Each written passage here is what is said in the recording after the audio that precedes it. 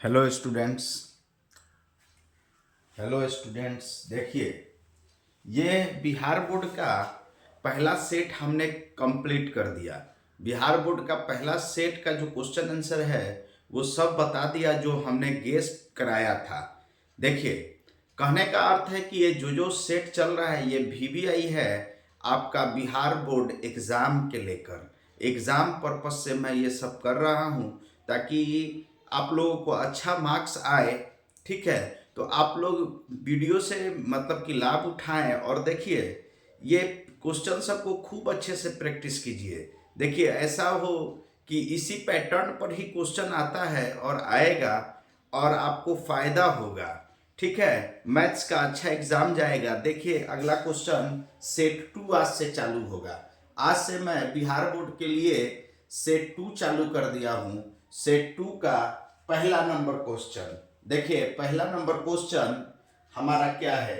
यदि LCM x18 equal to 36 है, LCM x18 equal to 36 और HCF x18 बराबर 6 हो तो x ए में 6, बी में 12, सी में 18, डी में 36। देखिए फिर एक बार समझ लीजिए, यदि एलसीएम x18 बराबर 36 है, HCF x18 बराबर 6 हो तो x का मान ऑप्शन ए में 6 होगा, 12 होगा, 18 होगा, 36 होगा। क्या होगा बताना होगा। तो देखिए यहां पर हम सबसे पहले सॉल्यूशन लिखेंगे और सॉल्यूशन जब लिख लिए तो हम क्या करेंगे, यहां पर देंगे, यहां क्या दिया हुआ है, LCM x18 is equal to 36 और HCF x18 is equal to 6। देखिए तो इसका मतलब हुआ फर्स्ट नंबर जो है, पहला संख्या x है और दूसरी संख्या मतलब सेकेंड नंबर हमारा 18 है। पहला संख्या, ये दूसरा संख्या, और हमको निकालना है x का वैल्यू। तो x का वैल्यू कैसे निकालते हैं, तो देखिए x का वैल्यू, देखिए first number is equal to HCF into LCM by second number, ये फॉर्मूला होता है। First number is equal to HCF into LCM divided by second number, ये फॉर्मूला होता है। तो हम इस फॉर्मूला का इस्तेमाल कर देंगे। देखिए फर्स्ट नंबर क्या है, फर्स्ट नंबर x है, तो x के जगह पर x है। देखिए HCF कितना है, 6 है और LCM 36 है और सेकेंड नंबर कितना है, 18 है। तो 18 दूना 36, 6 दूना 12, x का वैल्यू कितना आया, 12 आया। तो हमारा कौन सा विकल्प सही होगा, जिसका वैल्यू 12 होगा, विकल्प बी का चुनाव सही है। देखिए अगला क्वेश्चन हम अब बताने जा रहे हैं।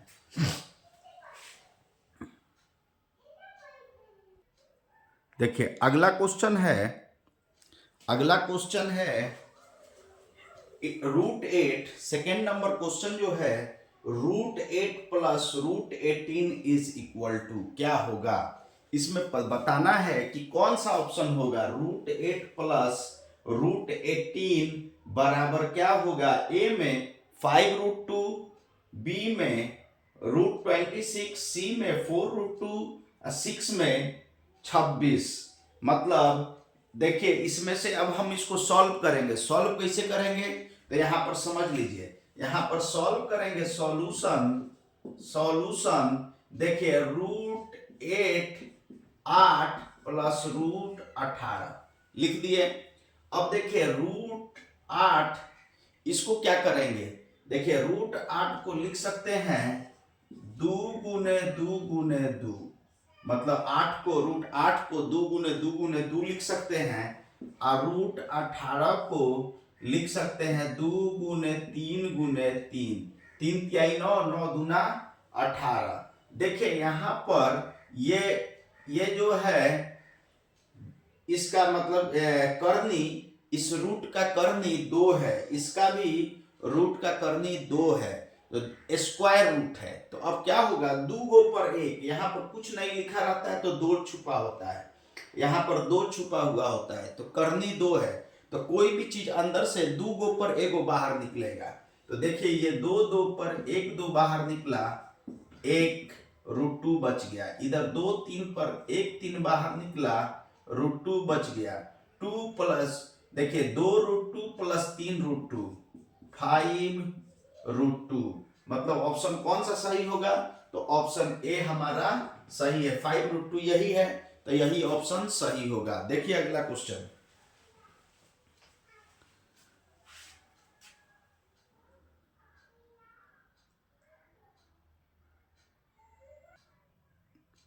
देखिए अगला क्वेश्चन है हमारा, अगला क्वेश्चन है यदि, देखिए अगला क्वेश्चन है बोर्ड पर, यदि अल्फा और बीटा, यदि अल्फा और बीटा बहुपद x² 7x + 12 के शून्यक हो तो, अल्फा और बीटा एक बहुपद है x² + 7x + 12 के शून्यक हो तो 1/α + 1/बीटा इज इक्वल टू क्या होगा, ए में -7/12, बी में 7/12, सी में -12/7, डी में 12/7। देखिए अल्फा, यदि अल्फा और बीटा बहुपद x² 7x + 12 के शून्यक हो तो 1/α 1/बीटा इन चारों ऑप्शन में से कौन होगा, ए में -7/12, बी में 7/12, सी में -12/7, डी में 12/7, इनमें से कौन सा ऑप्शन होगा।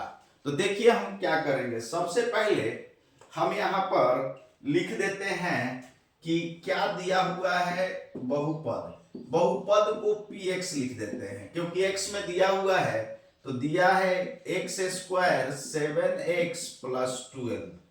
अब देखिए हम जानते हैं कि x² के कोफिशिएंट को, मतलब हमारा मूल रूप जो होता है वो होता है जनरल रूप ax² bx + c, द्विघातीय बहुपद का ये रूप होता है जहां a 0 ना हो, a 0 ना हो, ये द्विघातीय बहुपद का रूप होता है। तो देखिए यहां पर x का कोफिशिएंट कुछ नहीं है, तो यहां पर x² का कोफिशिएंट a है, मतलब गुणक a है, तो ये a = 1, x का गुणक b है तो b = 7, और c हमारा कांस्टेंट है, तो c = 12, c 12 के बराबर है, कांस्टेंट के बराबर।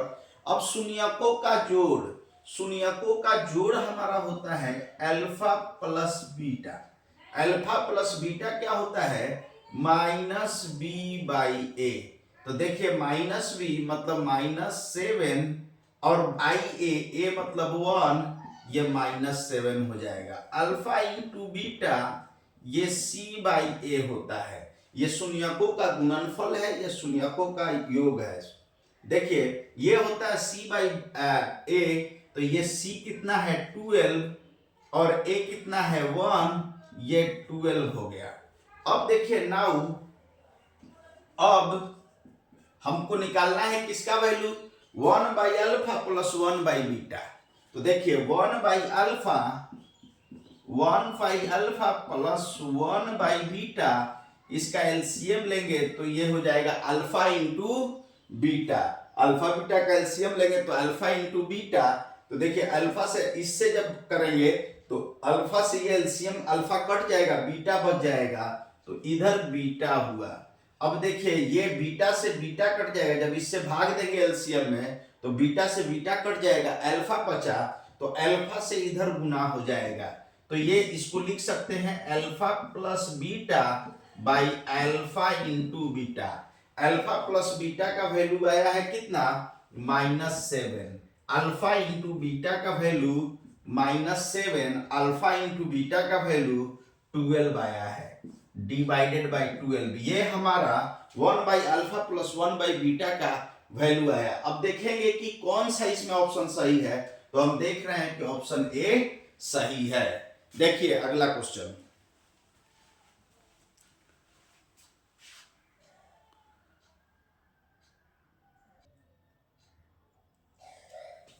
देखिए अगला क्वेश्चन है क्वेश्चन नंबर 4।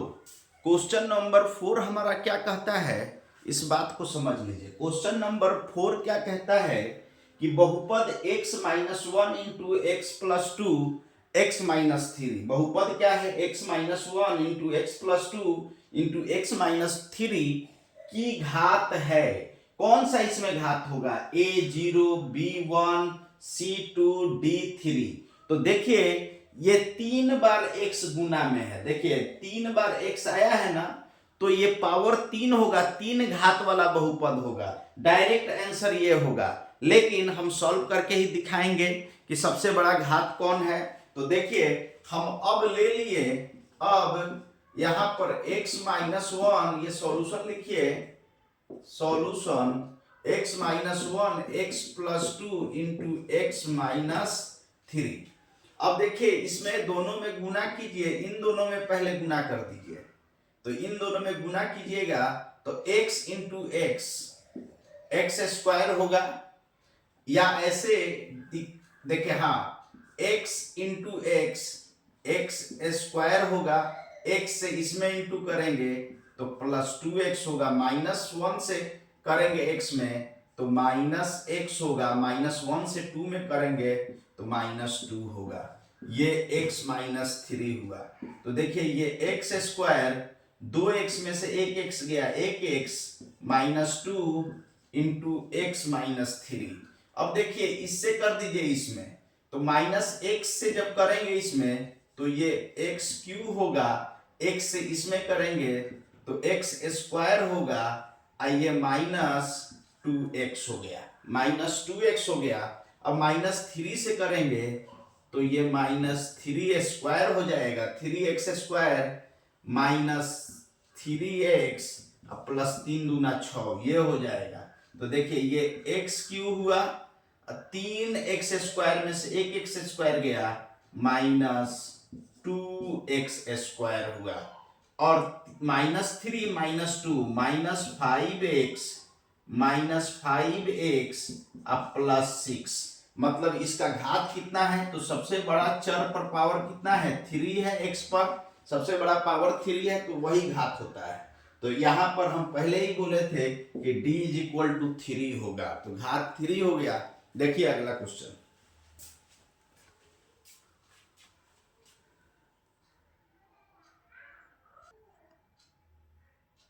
देखिए अगला क्वेश्चन है, अगला क्वेश्चन है हमारा क्वेश्चन नंबर 5।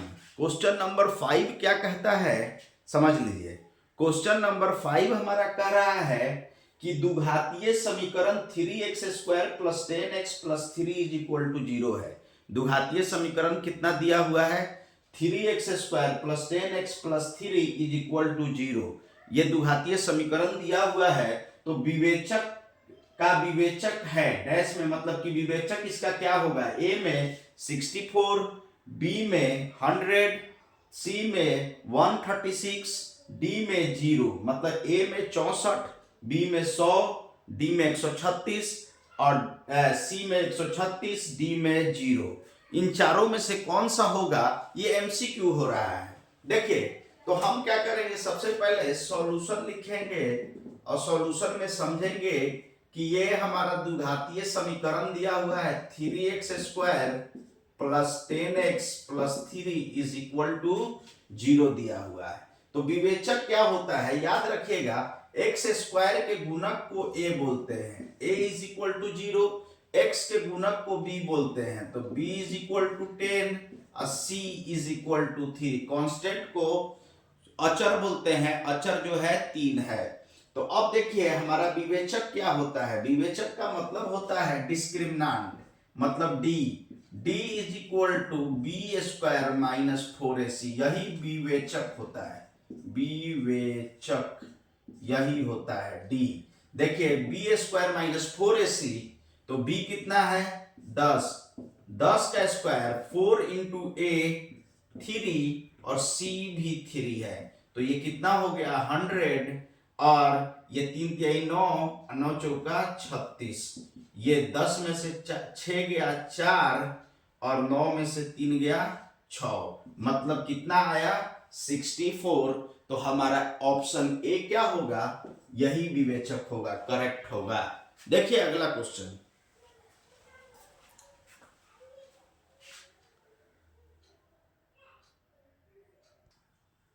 देखिए अगला क्वेश्चन है हमारा, अगला क्वेश्चन है 6 नंबर क्वेश्चन। 6 नंबर क्वेश्चन क्या कहता है इसको समझिए। 6 नंबर क्वेश्चन कहता है समीकरण युग्म x plus Y is equal to 5 और 2x plus 4y is equal to 8 के कितना हल होंगे। ऑप्शन ए में अनंत हल, ऑप्शन बी में कोई हल नहीं, ऑप्शन सी में एक हल, ऑप्शन डी में 2 हल। कितना हल होंगे तो कैसे पता चलेगा, तो देखिए याद रखिएगा कि हमारा ये हल कितना होगा, ये निकालने का तरीका है। देखिए यहां पर पहला समीकरण हम ले लिए, पहला समीकरण ले लिए, क्या समीकरण है x प्लस 2y प्लस 5, इधर आकर -5 0, ये समीकरण 1। अब देखिए x का गुणक को क्या बोलते हैं 1, तो x is equal a is equal to 1, a1 बोलिए समीकरण 1 के लिए। y के गुणक को देखिए दो चर वाला रैखिक समीकरण है, तो x1 दो चर वाला रैखिक समीकरण क्या होता है, ax plus bx plus c is equal to 0, a not equal to 0, b not equal to 0। तो देखिए a1 हमारा कितना है 1, अब b1 कितना है, y का गुणक को b1 बोलते हैं 2, अ कांस्टेंट c1 -5 है। देखिए दूसरा समीकरण है 2x प्लस 4y प्लस 8 है, इधर लेकर -8 कर देंगे, ये 0, समीकरण 2। देखिए x का गुणक को a2 बोलते हैं, a2 देखिए दूसरा समीकरण के लिए a2 इज इक्वल टू, अब b2 इज इक्वल टू 4 और c2 इज इक्वल टू -8, ये दिया हुआ है। तो देखिए हम निकालेंगे a1 by a2, b1 by b2 plus c1 by c2। तो इसमें कंडीशन समझ लीजिए कि अगर इसमें a1 बाई 2 समीकरण हो, a1x b1y plus c1 is equal to 0 1, a2x plus b2y plus c2 is equal to 0, समीकरण 2। तो पहला केस में, केस फर्स्ट में अगर a1 by a2 not equal to c1 by c2 हो, a1 by a2 not equal to c1 by c2 हो, तो हमारा के कितना हल होगा, एक हल होगा। अगर ऐसा केस हो तो ऐसा केस हो तो एक हल होगा, क्योंकि दोनों प्रतिच्छेद करेगा। दूसरा केस सेकेंड, अगर a1 by a2 is equal to b1 by b2 हो, not equal to c1 by c2, तो कोई हल नहीं होगा, कोई हल नहीं होगा, क्योंकि ये दोनों समानांतर रेखा हो जाएगा। अगर ये केस होगा तो प्रतिच्छेद करेगा, एक बिंदु पर कटेगा, अगर ये होगा तो दोनों समानांतर हो जाएगा। तीसरा देखिए, तीसरा केस, अगर a1 by a2 is equal to b1 by b2 is equal to c1 by c2, तो ये अनंत हल होंगे, अनंत हल होंगे। क्यों? क्योंकि दोनों संपाती हो जाएगा, मतलब दोनों एक ही रेखा को रिप्रेजेंट करेगा। तो देखिए यहां पर a1 बाई a2 निकालिए, a1 बाई a2 तो 1 by 2, 1 by 2, b1 by b2 निकालिए, b1 बाई b2 तो 2, b1 2, अब b2 कितना 4, ये कट के ये भी 1 बाई 2, C1/C2 निकालिए, C1/C2, तो देखिए C1 कितना है -5 और C2 है -8, मतलब ये कट के माइनस माइनस प्लस 5/8। तो देखिए यहां पर क्या हुआ, A1/A2 equal to B1/B2, B1/B2, देखिए B1/B2 are not equal to C1/C2 आ रहा है, मतलब A1/A2 is equal to B1/B2 not equal to C1/C2 आ रहा है। तो इसका मतलब ये कौन सा हल पर जाएगा, केस 2 पर, मतलब कोई हल नहीं होगा। इसका मतलब इसको फॉलो कर रहा है, मतलब कोई हल नहीं होगा, कोई हल नहीं होगा। तो देखिए कोई हल नहीं है, कौन सा ऑप्शन को बता रहा है, तो ऑप्शन बी को बता रहा है। देखिए ये सब जो वीडियो बनाते हैं, देखिए ये इसका मकसद होता है कि बिहार बोर्ड में बच्चे अच्छे मार्क्स लाएं। दूसरा मकसद देखिए ये है कि कहने का कि हमने इसका पीडीएफ जो भी मतलब क्वेश्चन जो हम अपना सेट बनाए हैं गेस के रूप में, जिससे हम ये कराते हैं, उसका पीडीएफ ऑलरेडी हम अपना ये पीडीएफ उसका जो है टेलीग्राम चैनल पर दे दिए हैं, जिसका लिंक डिस्क्रिप्शन में रहता है। आप वहां से इस क्वेश्चन का पीडीएफ ले सकते हैं, ठीक है। और अगर कोई गेस उस चाहिए तो कहिएगा, और ये क्वेश्चन प्रैक्टिस कर लीजिएगा और सब्सक्राइब कर दीजिएगा चैनल को। Thank you so much.